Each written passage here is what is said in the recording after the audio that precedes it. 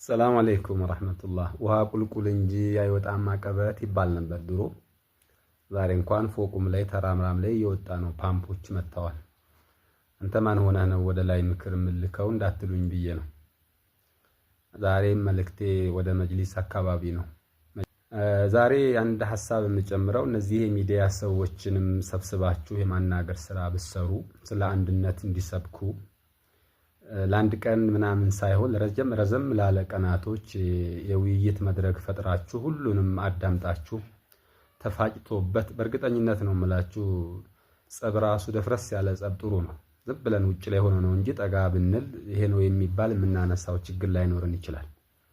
እንዲህ ብላችሁኝ ነው እንዲህ መስላችሁኝ ነው የሚል ሆኖ ሊቀር ሁላ ይችላል።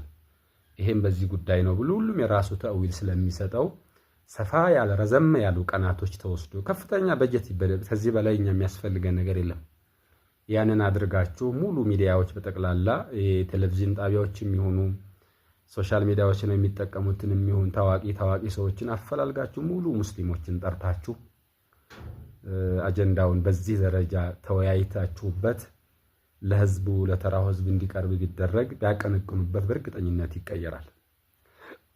እየተደረገ ያለው የሚናፈሰው ወሬ ግን በጣም ከባድ ነውና በሚዲያ ዙሪያም ላይ ትልቅ ስራ ብትሰሩ። ዛሬ አገሩን እየበጠበጠ ያለው እያጨፋጨፈን ያለው ምንም በሬ ወለደ በሚል የሚዲያው ጉዳይ በጣም ከባድ እየሆነ ስለሆነ ሚዲያም ላይ ትልቅ ትኩረት ብታደርጉ ማንንም ሳትንቁ ማለቴ ነው። ማንም ሳይናቅ ይምጣና በዋናቸው በኩል የሚያቀነቅኑት ነገር አይሆን። የመንግስት ሚዲያዎች እያንዳንዳቸው ስርዓት አላቸው። የሚያነቡት ዜና ተከታትሏቸው ዝም ብሎ የፈለገውን አይወራም። የተጣራ እንኳን ቢሆን ችግር ሊያመጣ የሚችል ነገር አይወራም። ምናልባት ውጭ ያሉት ምናምን ከመንግስት ጸብ ያላቸው ካልሆነ በስተቀር የመንግስት ሚዲያዎች ሁሉም ኒዛም አላቸው። እኛም ኒዛም ለምን አይኖረንም? አንዱን ለአንዱ ለማብሸቅ የሚልከው የሚያደርገው ሚዲያ ላይ ይሄ እኮ በጣም አደጋ ነው። ስለዚህ በየቤቱ ነው የምላችሁ። አንድ ቤት ውስጥ 2-3 አይነት ሰዎች አሉ። ይሄኛውን ቴሌቪዥን አያይም ያዘጋል፣ ያኛው ሲከፈት ደግሞ ያኛው አያይም። እንደዚህ ሆኖ ነው ያለው። ይሄም እንዳይሆን ይሄንንም ብትሰሩበት ጥሩ ሐሳብ ይመስለኛል። ብትቀበሉት ይሄንን እያያችሁ ያላችሁ ሰዎች ለብዙ ሰዎች ጋር እንዲደርስ ታዋቂ ሰዎች በተለይ ስሩበት። ይሄን ሐሳብ እውነት ተቀበሉት። ሐቂቃ ይሄ ነው የሚያዋጣን። ምንም ጉልበትን የምታሳይበት ጉዳይ አይደለም። ይሄ በግል አልተገናኘንም፣ በቤታችን አይደለም፣ በኑሯችን አይደለም። መላኢላህ ኢላላህ እስከሆነ ድረስ እስኪ እኔም ጋር ያለውን ስማኝ አንተም ጋር ያለውን ስማ ብለን ተነጋግረን ብንፈታበት ይሻላል። ሌሎቻችሁ ምን አገባህ እያላችሁ የምትለፈልፉ ሰዎች ብታርፉ ነው የሚሻለው። በደንብ ነው የሚያገባኝ፣ ስለሚያገባኝ ነው። አንተንም ያገባህ ነበር ቢገባህ። ስለዚህ ምክንያቱም ሌሎቻችሁም ዝም ባትሉ በቤት የተቀመጣችሁ በመስኮት እያያችሁ ምን ተባባሉ እያላችሁ ማየቱ ዋጋ ያስከፍላል። ምክንያቱም ነህኑ አላ ሰፊና ያለነው አንድ ጀልባ ላይ ነው ያለነው።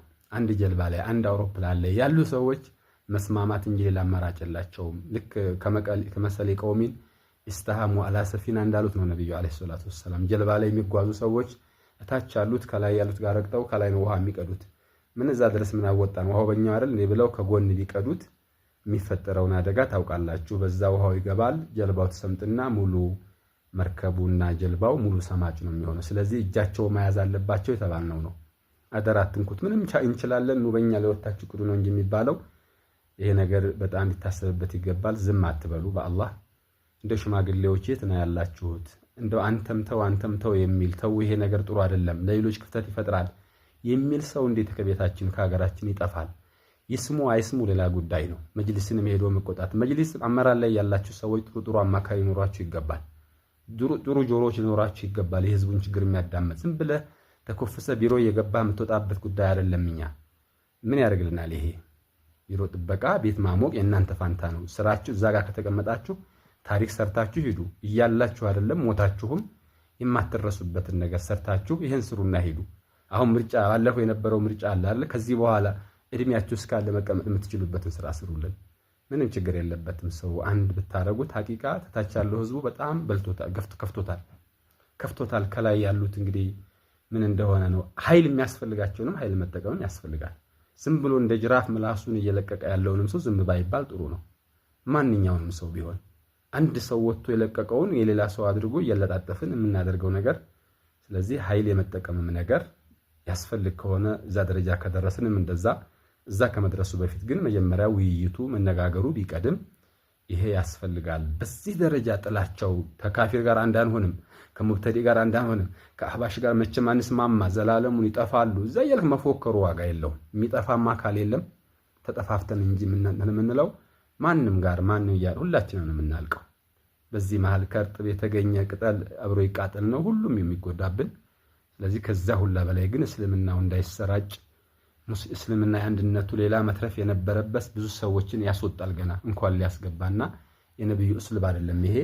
መጅሊስ አካባቢ ላይ ያላችሁ ሰዎች ይሄንን የናንተ ስራ ነው፣ በደንብ አርጋችሁ ስሩበት። ይሄንን ሊያደርግ የሚችል ኮሚቴ አዋቅራችሁ የድሮዎች ኮሚቴዎችም መፍትሄ አፈላላጊዎቹ አሁንም እጃችሁን ብታስገቡና የተሻለ የመሰማት እድሉ ስላላችሁ ይሄንን ተጠቀሙበት የሚል ነው። እንግዲህ ውሃ ቁልቁል እንጂ የሚለውን ተውትና ከትንሽ ሰውም ቢሆን ምክር ስሙ። ከሰይጣንም ምክር ተገኝቷል። ከማንም ሰው ቁም ነገር ይገኝ ይችላል። እችን ቁም ነገር ሌሎች ሰዎች ሐሳቡን ብትወስዱትና ብትቀባበሉት ደስ ይለኝ ነበረ።